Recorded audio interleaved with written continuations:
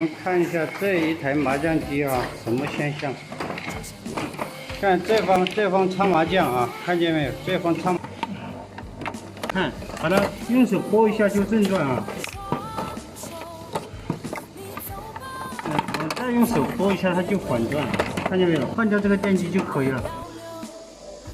我们把这个拔下来，这里有个孔，用手把这个皮带往下弄一下。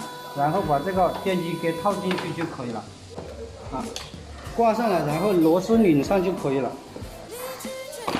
现在我用手去拨它，你看，这是拨不动的，看很有劲的，看见没有？刚才就是这样一拨，它就倒转啊。OK， 这个问题就处理完毕啊。